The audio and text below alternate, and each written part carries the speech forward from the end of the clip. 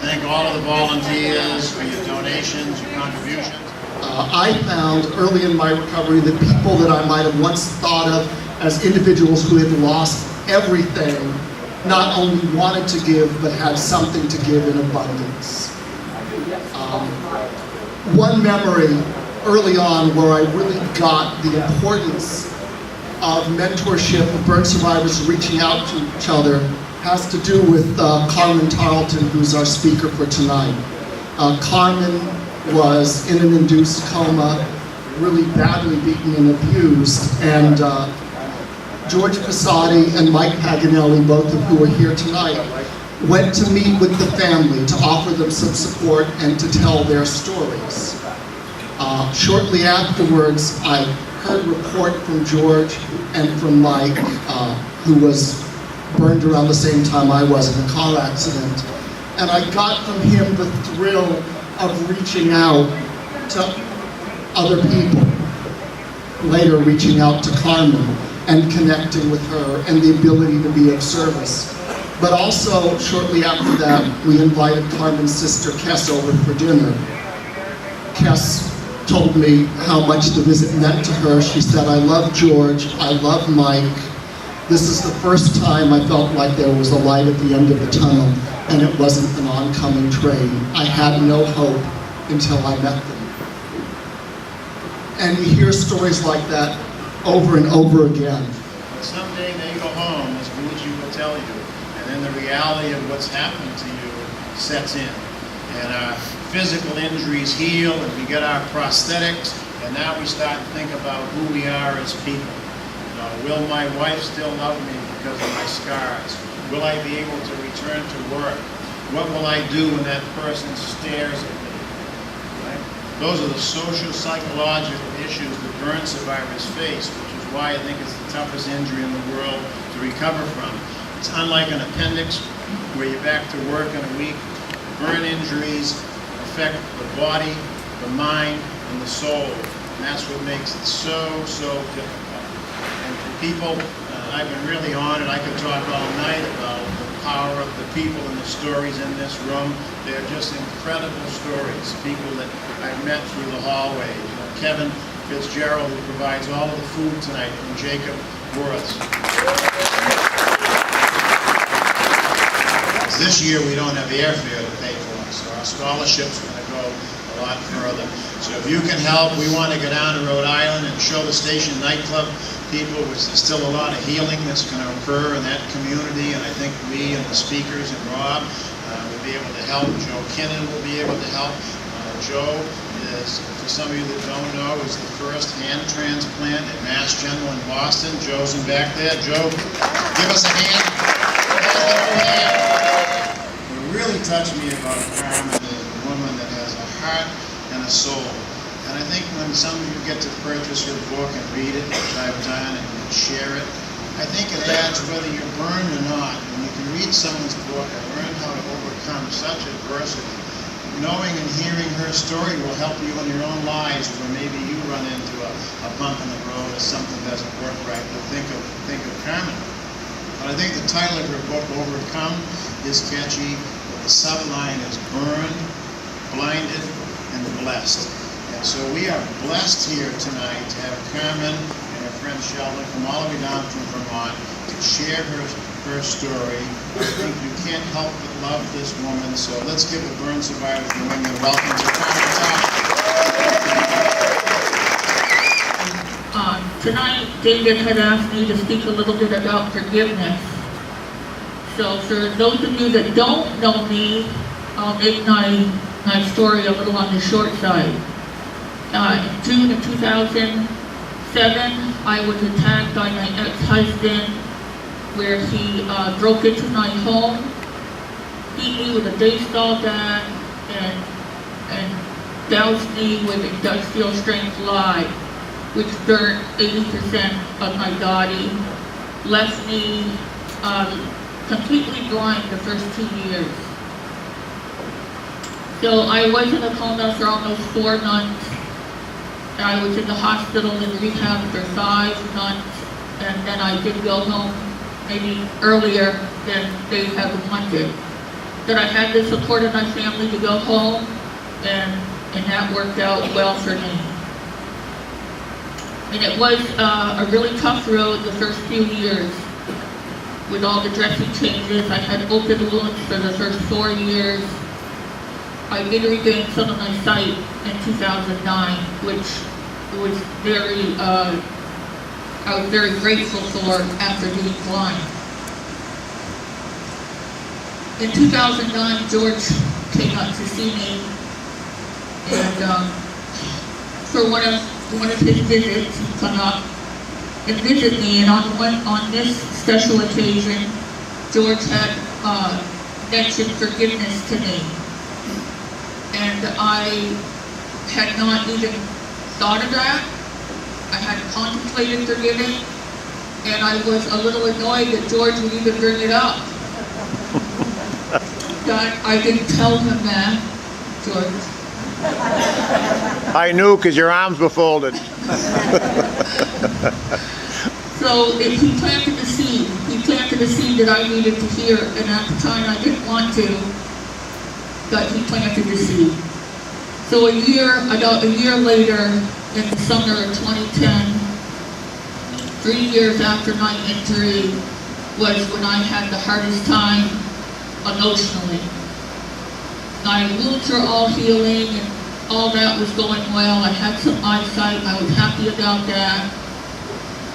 But the truth was that I had forgiven, and I was full of negative energy, I was full of negative thoughts, and I really didn't know why.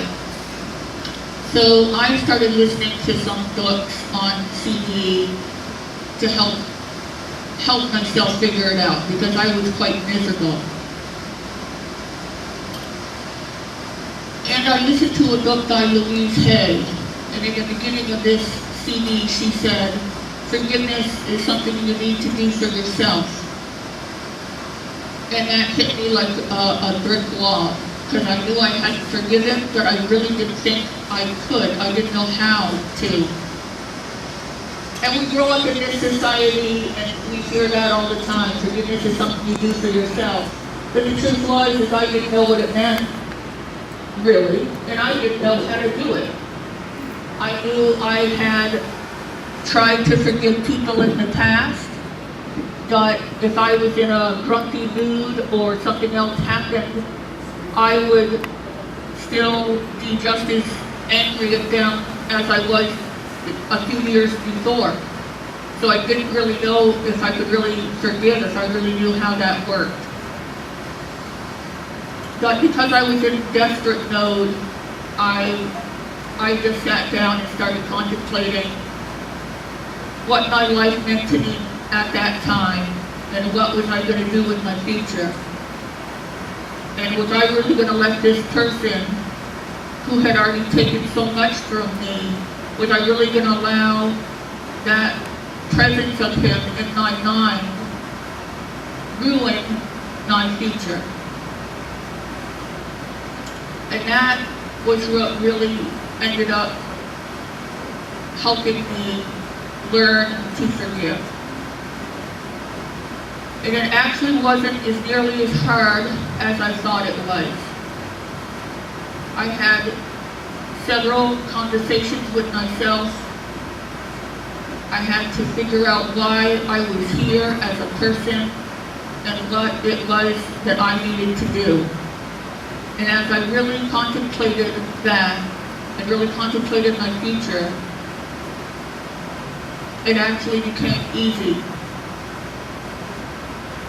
And I know I've forgiven today because if I could change the past, I wouldn't do it. I would do it again. And I would do it again because it's helped me find my purpose. It's helped me be the person I've always wanted to be. And it's helped bring out the very best in me. And that's made it all worth it for me. I had to spend several months, if not really the first year, going through every detail all over again for the millionth time to really go through that forgiveness. And it wasn't only a series of talking to myself, but not just working on forgiving him, but it was really about forgiving myself. It really wasn't about condoning anything he did. What he did was horrendous and horrible, and he didn't have a right to do it, but he did. So I didn't get stuck on condoning what he did. That I wanted to be able someday to know that I had forgiven him and that it made me a better person for myself, not for him. And I was able to do that. And it took quite a bit of time. But what's helped me more than anything is to stay as positive as I can. And I take a whole different approach to life. I think very differently about why I'm here than I did before I was injured. And I know that my life is my choice. And I can choose to forgive or I can choose not to. And if I choose not to, I know one of the consequences of that is holding all that negative energy and all that negativity inside and not letting it go. And because I was injured the way I was injured, I no longer have a tolerance for that. And that's a good thing, because it propels me forward to forgive all events in my life. I forgive more than just him. I forgive everything in my past, my present, and now my future. And this was one of the biggest things that helped me after I realized I was able to forgive, was that I don't have to worry about that for the rest of my life. If I get treated poorly by somebody by mistake or whatever, I can forgive them. And it takes me a little time, that I know I can do it because I know that's what I need to do for myself. And it's really about putting yourself first and not getting attached to that other person. And I know a lot of people that spend the rest of their lives angry at somebody. And I don't think they realize how much energy it takes to be angry at someone, especially year after year after year. I don't think they realize that other person isn't hurting at all, that you're angry at them. You're the only one that's hurting. And I think sometimes if we really do that inside, we let go a lot quicker, a lot sooner, and realize that it really is only about us. Our whole life is only about us. And I think when people really realize that, that really helps. And you can forgive everything. You really can. You just need to make the choice to do it. I always like to end my talks with anybody that might have some questions for me, even if it's not about forgiveness. I think most of you know that I recently had a face transplant in February. So if anybody has any questions about anything, I'm willing to answer anything. How was it meeting the donor, Carmen? The donor's parents? George is asking me how it was meeting the donor's family, and it was wonderful. I didn't have any preparation time. They told me that they gave me a 24-hour notice that she wanted to meet me, and it happened to be the night before the press conference. So that was a little stressful, but it was great because I was hoping I'd get to meet her, but I really felt it would be a year or two down the road. So that she came out and was able to put her grief aside and meet me, it was just the most wonderful experience I've had in a long time. So it was well worth the stress it was for the short period of time it happened. How do you forgive when you feel like you're a victim And nothing bad happened. and nothing bad happens? Well, for one thing, the way I got around that was I had to stop listening to what people say. I had to stop listening to society because I was a registered nurse and I knew I wasn't gonna be, and I didn't want to fall into that victim trap. So I had to stop listening to, oh, poor you, you're gonna be disabled, oh, you can't see, all of that stuff. So I stayed out of that and I started dreaming of what I wanted to do. And I didn't tell anybody. I just started working on my own dreams and didn't share it with anybody. I didn't share the details. So I stayed away from that negative victimhood. And I felt that if I was going to be a victim, then I was going to choose to be one. But I didn't have to choose that. I could choose to be much more than that. So that's how I sort of got around that. I think that's a great attitude. Yeah, good. Great.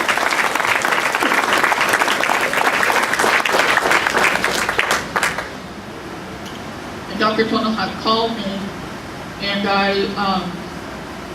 and asked me if I was interested.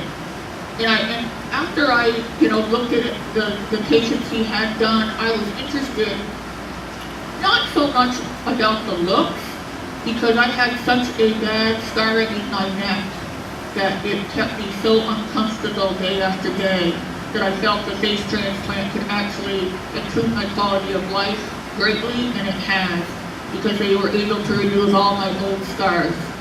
So all that pain went away as soon as I woke up. I did have a battle with rejection the first 6 weeks I was in the hospital. That it is why I was in longer than all the other face transplants.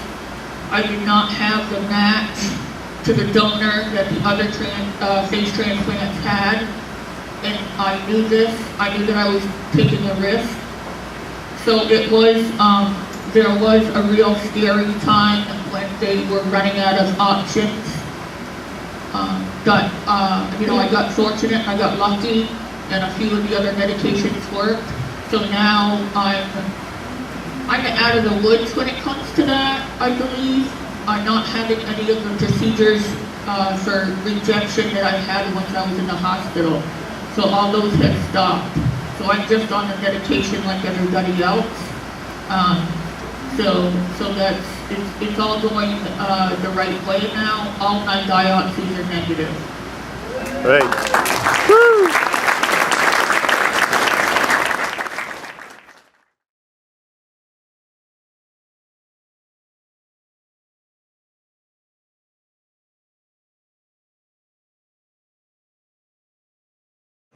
Did he ever return? No, he never returned, and his fate is still unknown. For Sheldon, he may ride forever in the streets of Boston. He's the man who never returned. Sheldon handed in his dime down at Kendall Square Station, then he changed for Jamaica Plain. When he got there, the conductor told him one more nickel. Sheldon couldn't get off of that train. Did he ever return? No, he never returned, and his fame is still unknown. For Sheldon, he may ride forever in the streets of Boston. He's a man who never returned.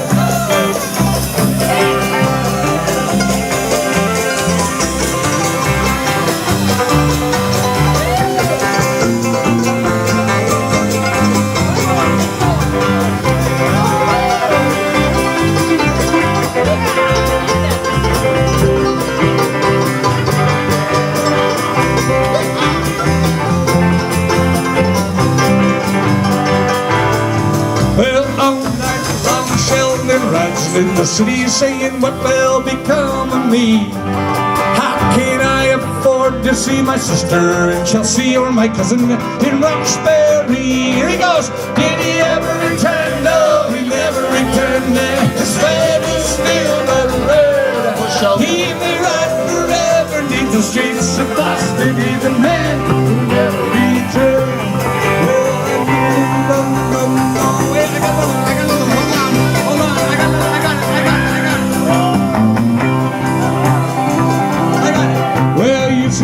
sons of Boston, don't you think it's a scandal how the people have to pay and pay? Help fight the fare increases, but for Sheldon and Carmen, help get Charlie and yeah. Did he ever return? No, he never returned, man. His head is still alive. But Charlie and I'm forever in the streets of Boston. He's a man who never returned. He's the man who never returned. He's a man who never returned.